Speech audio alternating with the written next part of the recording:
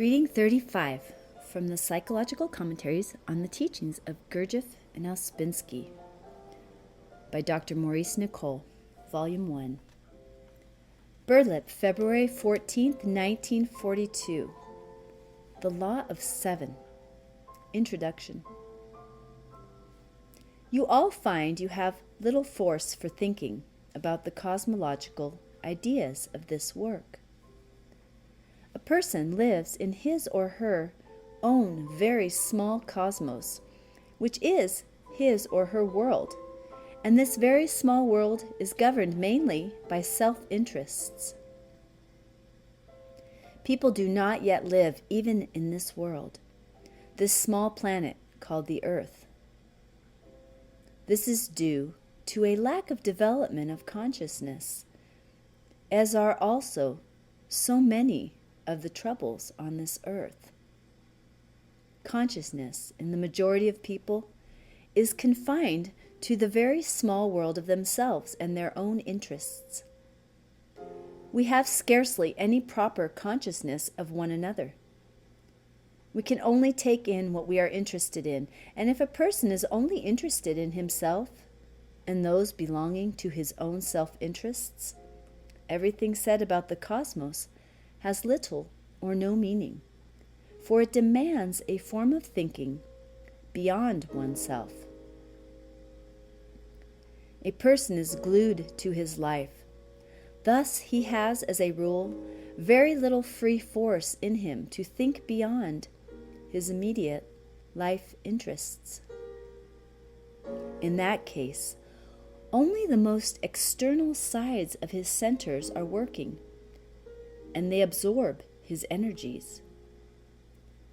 This is the sensual man of the New Testament, the man alive only in those parts of him turned towards the outer senses, towards life. But in everyone who has magnetic center, there remains something behind, something inner, that wishes to understand more.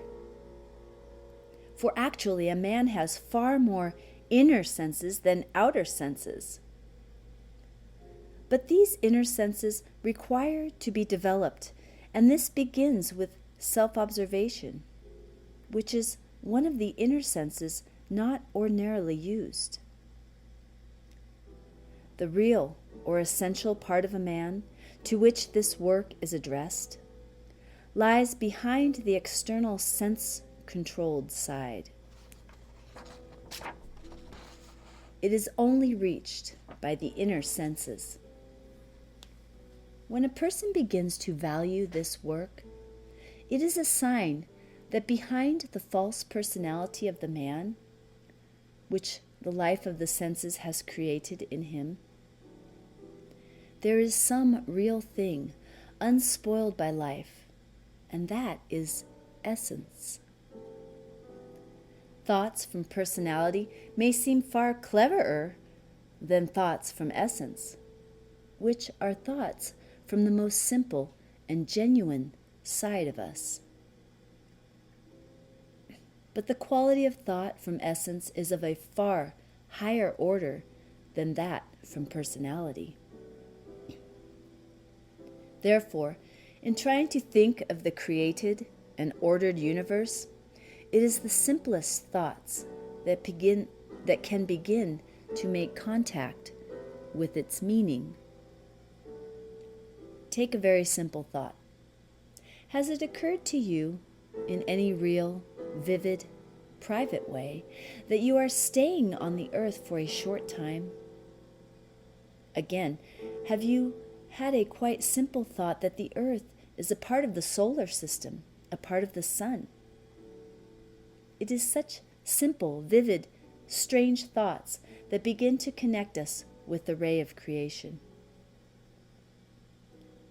The cosmological ideas of the work must first fall on the most external parts of the intellectual center and be registered by them. That is, you must learn the diagrams through paying attention. This must be done by everyone. It is a task the work sets.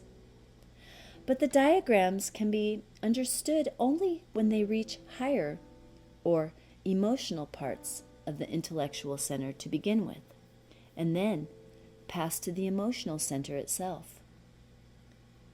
When a man takes in something that his formatory side has registered and wonders about it, because he wants emotionally to do so, then the diagrams begin to work in him and make him think for himself about the cosmological side.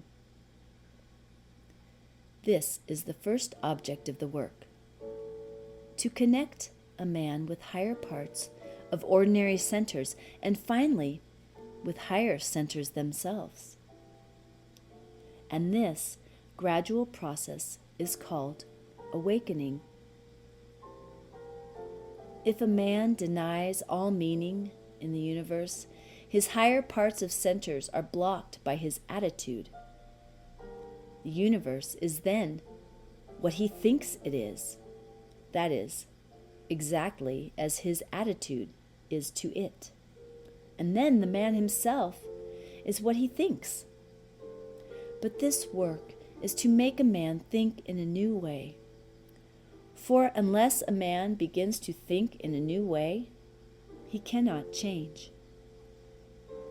This is obvious enough if you look at people.